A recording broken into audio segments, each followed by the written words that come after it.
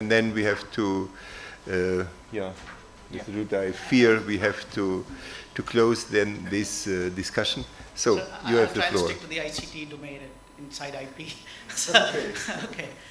So my question is, is there a regulatory body which is tracking the reconciliation between, is there any kind of biases operating in terms of different authorities granting patents in ICT and different authorities not granting those same patents? And is there a tracking between this bias, what one body considers obvious and the other body doesn't consider obvious? And what is the process internationally? Is there a reconciliation happening in the background? Yeah. Thank you very much. I think this is a good question for Grant Philpott. Yeah. It's a very, very good question, and of course it's something that preoccupies us and applicants equally. We are engaged with the IP5 group of patent offices in particular. Of course, forums such as this one here also acts as a harmonizing event to some extent.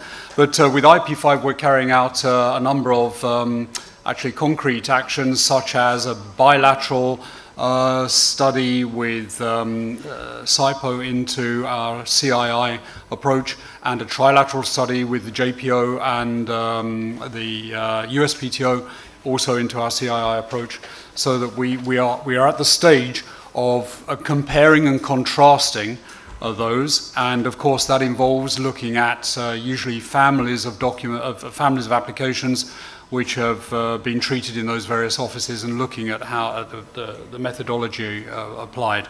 So the answer is yes. I would not claim that it's particularly advanced at the moment, but we're aware that this has to take off really now urgently and receive a lot more attention.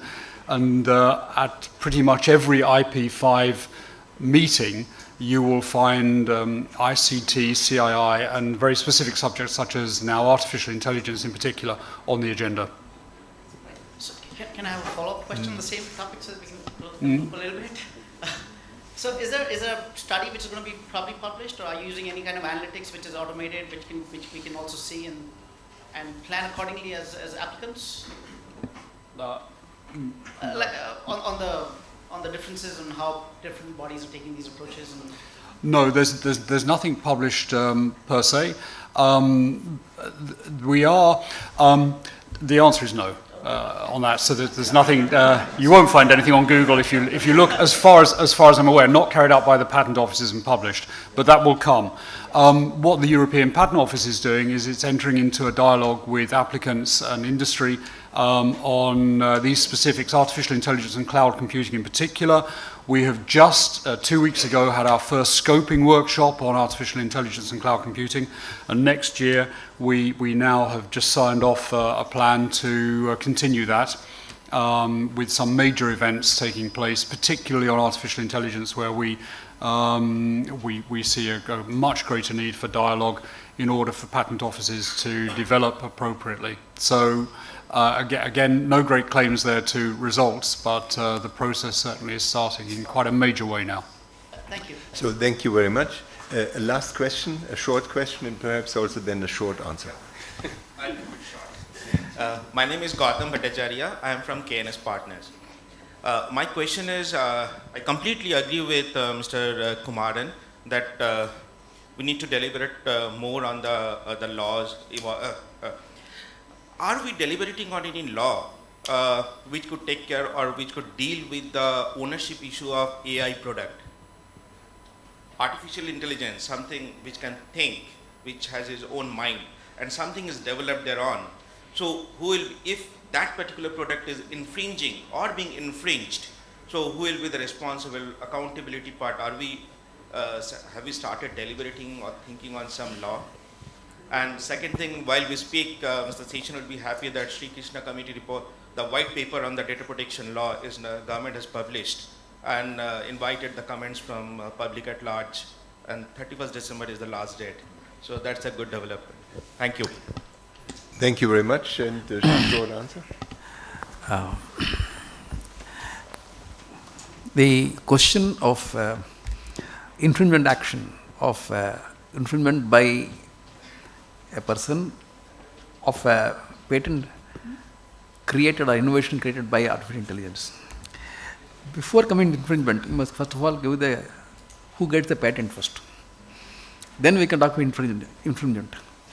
So, for grant of a patent, you require a physical person, inventor, according to the existing law. If the inventor as a physical person with the flesh and blood is absent, and if your AI is going to innovate and then come with the innovation, under the patent law, can you grant a patent to AI? Here's the question. AI is something, there is nothing like a existing person, nor even a robot, it is something in the cloud or somewhere. So therefore, the existing law does not allow you to do so. However, other lawyers are innovative apart from scientists. So the lawyers will say, okay, this artificial intelligence in question have been created by, say, 10 engineers or scientists. So they own this AI. Therefore, whatever is created by AI is indeed created by these 10. So therefore, law of transitivity will apply. A implies B, B implies C, therefore A implies C. Therefore, these 10 lawyers or 10 scientists would have the invention, would have this thing, therefore they will jointly file. Of course, EPO and IPO will say, no, how can you do it, etc. That separately will do that. Now, having done so, if we identify they are the people who are the inventors and they get the patents, then the question comes to infringement. Then if the law of transitivity is applied, then infringement becomes easier. The only thing is whether this will apply at all in this particular situation, or the patent office will say, sorry, we cannot go but this, we can only stop with this, because the 5 people who created originally, they have separated and 1 people died, etc. How can you have a joint ownership? So those questions will come, and as I said, the law will have to evolve and the judicial pronouncement will come ultimately. Thank you. If I may add one point to this. One line. You know, Saudi Arabia has given citizenship to Sophia. You know, so these are not far away when we are going to face such kind of question. Right now, I agree. There is no. May I just add one point? I see that is a very, very interesting Just topic. one quick point. Very Very short, brief. because Let me muddy the waters a little bit by people saying are- that it's not as clear cut, because a lot of these things require data for training. And without the data, the AI is useless. If I own the data and you have the AI engine, and your AI could not have invented it without my data, training data, do I have a claim on your invention? We have to think about it. There's no answer, but I'm just, as I said, I'm muddying the waters a little bit more. Thank you. yeah, thank you very much for all the questions, and I forward the floor to Mr. Dutta for some closing remarks, please. I think this has been a very interesting session, and since we are running out of time, we have to somehow use AI to cut down the session time. See, basically, I think the main takeaway for the session is, first is the service kind of a model that Mr. Lee has been trying to say, and how IP cut across that.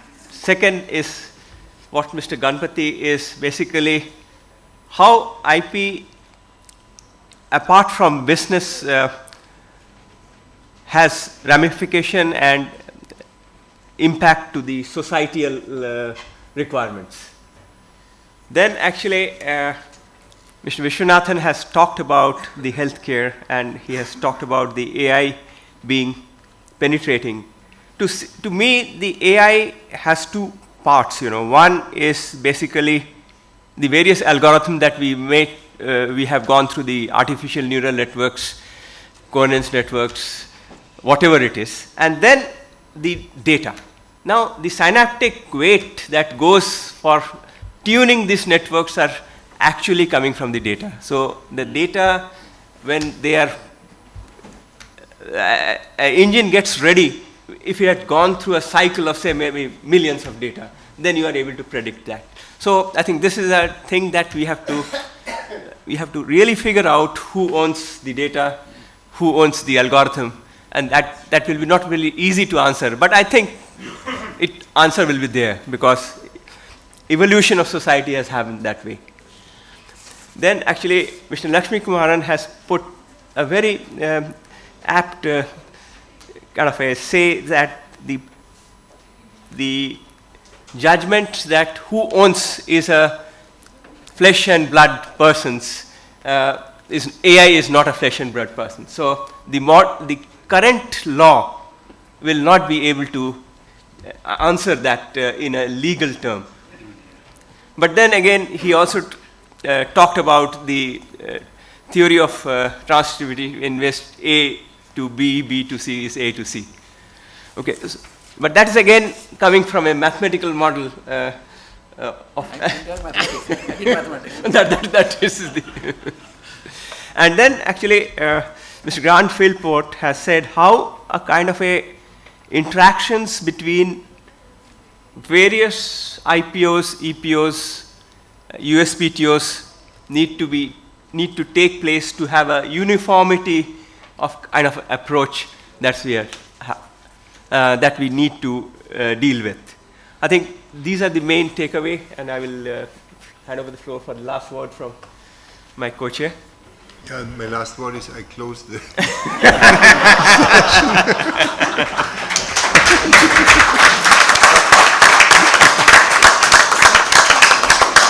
Thank you very much indeed. That was a very interesting session we had. May I request Dr. Dutta to do the honors of presenting mementos to our eminent speakers of this session. We present to Mr. Grant Philpott. Thank you very much indeed. To Dr. Viswanathan Seshan. Yeah.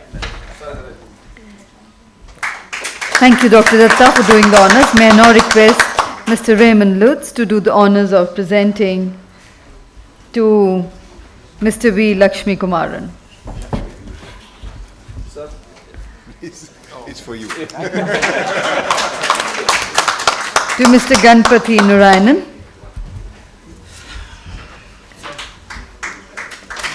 And to Mr. Daniel Lee. Thank you, Mr. Lutz, for doing the honor. And with that, ladies and gentlemen, we close the proceedings of this panel discussion session. We now break for lunch. The lunch break is of 45 minutes only. I request everybody to kindly be back in time and be seated by 1:40. We'll commence the next session by 1:45. Lunch is once again served outside on your left-hand side. Thank you.